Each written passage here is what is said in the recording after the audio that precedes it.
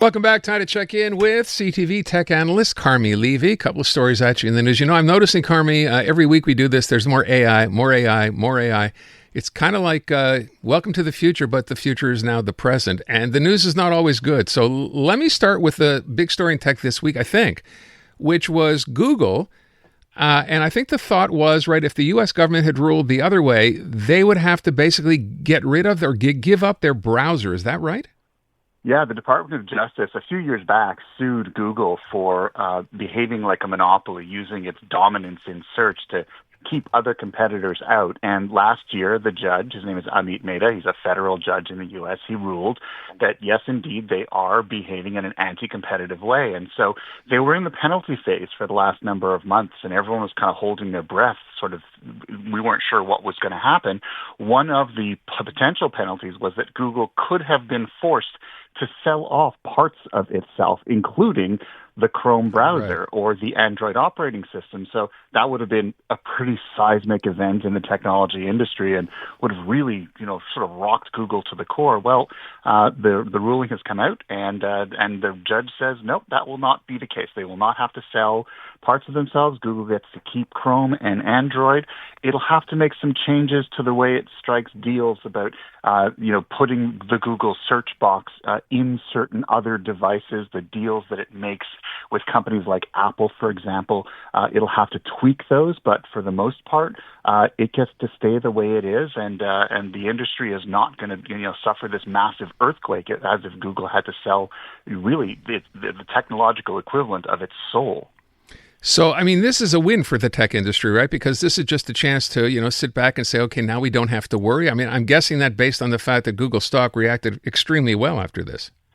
It has. It's gone up. Investors are happy about this. This removes a significant risk for the company. Of course, Google is in the process of essentially rebuilding itself as an AI powerhouse and sort of transitioning away from search and search-based advertising. So as far as the industry is concerned, there's enough uncertainty in the broader economy, and this takes some of that uncertainty away. It makes everybody happy. And, if you didn't want sort of bad things to happen in tech, you're having a really good day now. All right, let me move on from that and talk about this story. I don't know if we have audio of this. I hope we would. I don't think we do. So Donald Trump, apparently someone threw something from the White House, right? Is that the story? And then, and then Donald Trump is asked about it, right? Yeah, so there was video circulating, and it kind of went viral because it's the White House, and it showed things being thrown out of a second-story window, large things. And when Donald Trump was asked about it during a press conference this week, he said, nope, didn't happen. There's no way the windows don't open, and it's fake. It's AI, fake news, fake video.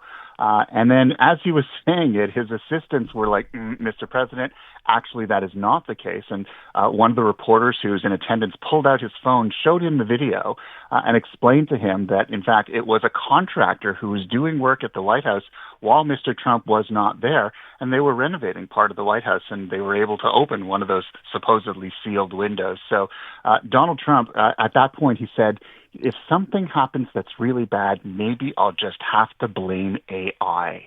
And that is, it's almost like he's saying the quiet part out loud, that AI now, because video generators are so good at replicating reality, that he can do whatever he wants because he can just use the AI get out of jail free card whenever he wants. And that's kind of chilling. We thought misinformation and disinformation were a big enough problem now. Well, now Donald Trump's about to make it worse, and he's not even trying to hide it. Unbelievable. I would try to find that clip because it's really something else. All right, let me move on to the next sort of story here, which is, I don't know if this is good news or bad news. OpenAI is adding parental controls to ChatGPT, which on the surface you'd think was good news, and the first thing I think of, kids will figure out how to get around it.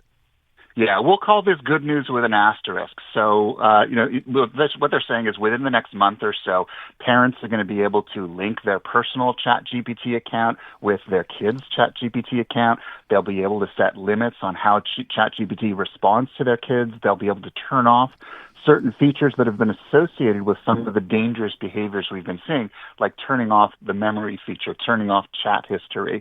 There will also be a feature that allows, if the child is having a discussion about, mental health, if there's suicidal ideation, if there are terms that are being discussed, that are problematic, indicative of a crisis, there will be automated alerts generated that can tell the parent, you might want to step in now. So these are all good. And we know that AI tools like ChatGPT have issues. In some cases, they do say things that they probably shouldn't say. And if you are a young and pregnant teenager, that's rather problematic.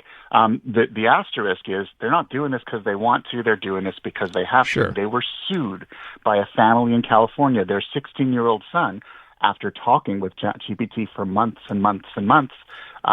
He chose to end his life, and he did. And when they went back through the logs with ChatGPT, they found that whenever the kid raised issues about suicide, rather than sort of raising its hand and going, "Whoa, hang on a second, maybe you should call the suicide hotline, maybe you should speak to your parents, maybe we should stop this conversation," it doubled down. It offered to write a suicide letter. It offered suggestions on what the least painful way to end your life might be. It was horrifying. It bypassed all of the guardrails that are supposed to be in place to prevent this kind of thing. So they're getting sued, then they introduce these features. There's no coincidence there. They're simply trying to mitigate the damage and show good faith in court. But this is the thing. We know these technologies have this tendency to hallucinate and say things that are problematic. It is something that parents need to be aware of as their kids use these tools. These are conversations that need to happen at home, regardless of what features OpenAI introduces. You want to make sure that your kid is prepared and understands the risks and the dangers of using these tools. So I guess this next story kind of ties into that in a sense, right? You're saying here that chatbots can be manipulated. Chatbots can be manipulated through flattery and peer pressure. Yeah, this is research out of the University of Pennsylvania, and basically they showed that, if I asked ChatGPT, help me synthesize lidocaine, like a very powerful drug that I probably shouldn't be making on my own because it's highly illegal.